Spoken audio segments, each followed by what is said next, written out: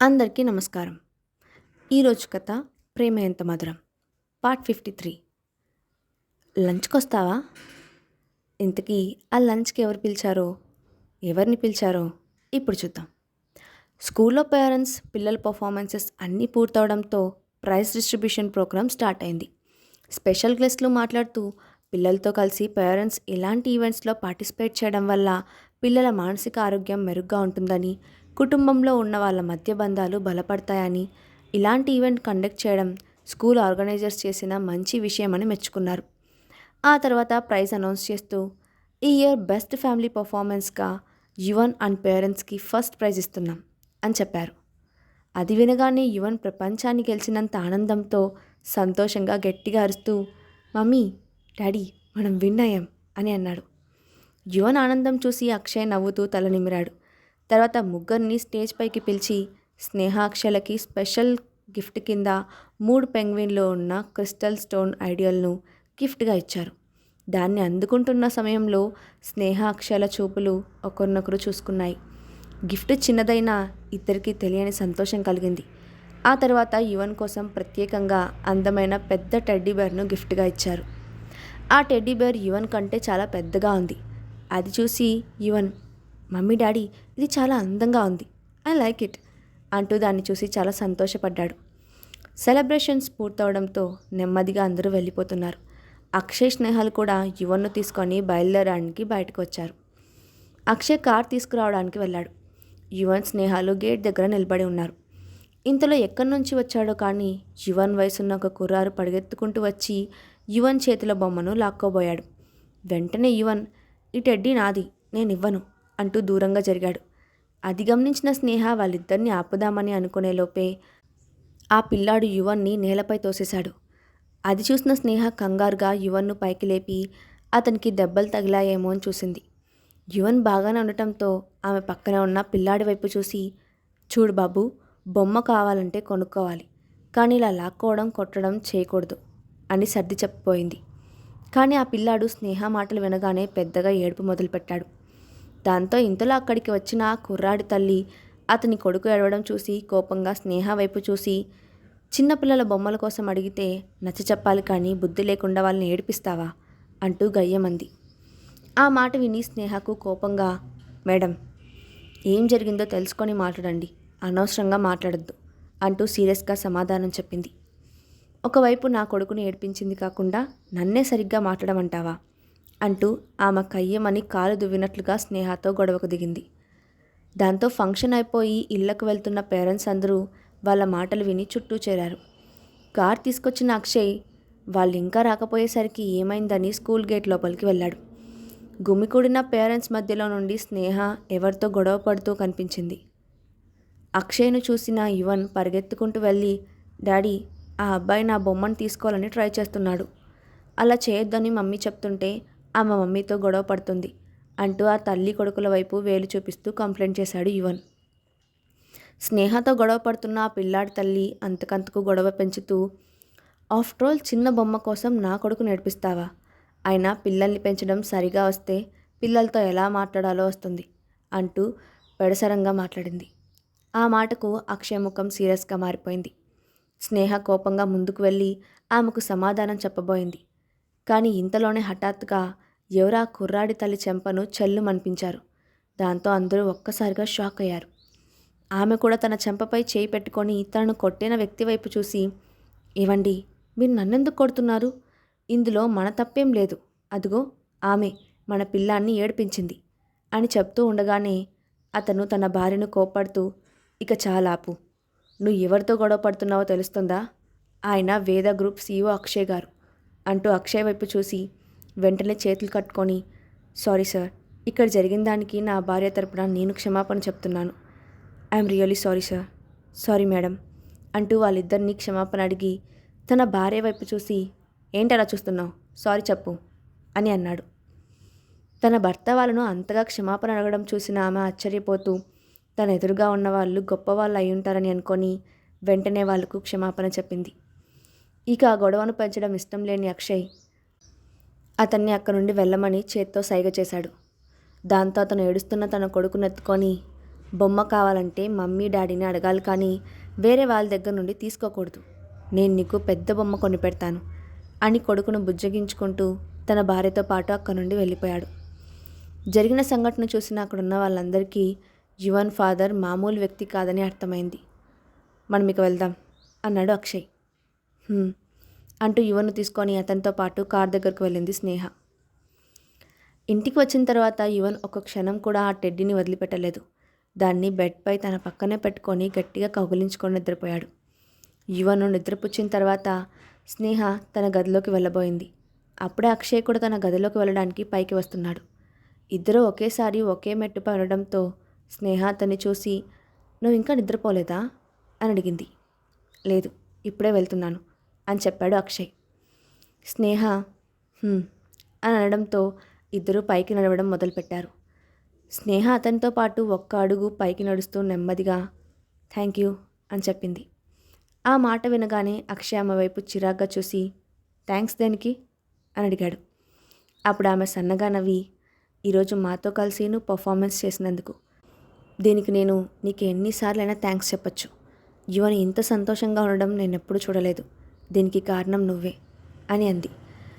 అప్పుడు అక్షయ్ ఒక క్షణం మౌనంగా ఉండి తర్వాత మాట్లాడుతూ, నువ్వు నాకు థ్యాంక్స్ చెప్పాల్సిన అవసరం లేదు. ఇప్పుడు నేను యువన్కి అఫీషియల్గా తండ్రిని కాబట్టి నా కొడుకు కోసం నేను దీన్ని చేశాను. నా కొడుకు సంతోషంగా ఉంటే నేను కూడా సంతోషంగానే ఉంటాను అని చెప్పాడు. అతని మాటలు విని స్నేహ ఆనందం కలగలిపిన ఆశ్చర్యంతో అతన్ని చూస్తూ ఉండిపోయింది. మెల్లగా ఆమె పెదాలపై చిన్న చిరునవ్వు వచ్చింది. చాలా రోజుల తర్వాత ఒక అద్భుతమైన భావన ఆమె మనసుకు తాకింది. దాంతో ఆమె అతన్ని చూసి, అయినా సరే నీకు థ్యాంక్స్ చెప్పాల్సిందే అని అంది. దాంతో అక్షయ్ ఆమె వైపు ఒకసారి సూటిగా చూసి, సరే ఇక వెళ్ళి నిద్రపో అంటూ తన గదికి వెళ్ళిపోయాడు. వెళ్తున్నా అతన్ని చూసి స్నేహ చిన్నగా నవ్వుకుంది. తర్వాత రోజు ఉదయం స్నేహ నిద్రలేచేసరికి బ్రేక్ఫాస్ట్ టైం దాటిపోయింది. దాంతో హడావిడిగా బ్రేక్ఫాస్ట్ పూర్తి చేసి అన్నపూర్ణతో యువన్ను స్కూల్కి పంపించి ఆమె కూడా ఆఫీస్కి బయలుదేరింది. క్యాబ్లో వెళ్తున్న టైంలో ఆమె ఫోన్ రింగ్ అవడంతో స్క్రీన్పై అన్నోన్ నెంబర్ చూసి కాల్ లిఫ్ట్ చేసి హలో అని అంది స్నేహ. హలో, మాట్లాడుతుంది కరణ్ గారి మేనేజరేనా అంటూ అటువైపు నుండి ఒక గొంతు వినిపించింది. అవును, నేనే కరణ్ మేనేజర్ని, విషయం ఏంటో చెప్పండి అని అడిగింది స్నేహ. అప్పుడు అటువైపు నుండి మాట్లాడుతున్న వ్యక్తి, మేడం, మేము టీవీ 24 నుండి మాట్లాడుతున్నాం. మా టీవీలో కొత్తగా స్టార్ట్ చేసిన లిటిల్ ఫ్రెష్ మీట్ అనే ప్రోగ్రాంలో మేము కరణ్ గారిని పరిచయం చేయాలనుకుంటున్నాం. దాని గురించి మాట్లాడడానికి కాల్ చేశాను అని చెప్పాడు. అది విన్న స్నేహ ఆలోచిస్తూ, ఇప్పుడు కరణ్కి కేవలం సోషల్ మీడియాలోనే ఎక్కువ ఫాలోయింగ్ ఉంది. దీన్ని తను త్వరగా పెంచుకోవాల్సిన అవసరం ఉంది. కాబట్టి ఆడియన్స్ ముందు కనిపించడానికి ఇది ఒక మంచి అవకాశం. ఈ లిటిల్ ఫ్రెష్ మీట్ ప్రోగ్రాం కూడా ఈ మధ్య కొన్ని రోజులుగా ఎక్కువగా పాపులర్ అవుతుంది. ఫేమస్ అయిన వ్యక్తులను ఇంటర్వ్యూ చేసి వాళ్ళ గురించి ప్రజల్లోకి తీసుకెళ్తుంది. కాబట్టి ఈ అవకాశం కరణ్కి బాగా ఉపయోగపడచ్చు అని అనుకుంటూ ఉంది. హలో మేడం, మీరు లైన్లోనే ఉన్నారా? అటువైపు నుండి ఫోన్లో వ్యక్తి పిలవడంతో తన ఆలోచనల నుంచి బయటకు వచ్చిన స్నేహ ఉన్నాను అని అంది. అప్పుడు అవతల వ్యక్తి, మేడం, మీకు ఇంట్రెస్ట్ లేకపోతే ఇక్కడితో డ్రాప్ అయిపోదాం అని కొంచెం నిరాశగా అన్నాడు. అప్పుడు స్నేహ, లేదు, ఈ కాల్ నిజంగా లిటిల్ ఫ్రెష్ మీట్ నుంచే వచ్చిందేనా అని ఆలోచిస్తున్నాను. అందుకే ఆన్సర్ ఇవ్వడం లేదు, లేట్ అయింది అని నవ్వుతూ అంది. అప్పుడు ఆ వ్యక్తి, మీరు మమ్మల్ని పూర్తిగా నమ్మొచ్చు మేడం, ఇది జెన్యూన్ కాల్. ఇప్పుడు చెప్పండి, కరణ్ గారు ఈ ప్రోగ్రాంలో పార్టిసిపేట్ చేయడానికి రెడీగా ఉన్నారా అని అడిగాడు. ష్యూర్, తప్పకుండా పార్టిసిపేట్ చేస్తారు అని చెప్పింది స్నేహ. దాంతో అతను, థ్యాంక్ యూ మ్యామ్, అయితే మీరు ఎప్పుడు షూట్కి వస్తున్నారో నేను తెలుసుకోవచ్చా అని అడిగారు. అప్పుడు స్నేహ ఒక క్షణం ఆలోచించి, మనం దీన్ని ఈరోజే పూర్తి చేయొచ్చా? మాకు ఇవాళ మాత్రమే టైం ఉంది అని చెప్పింది.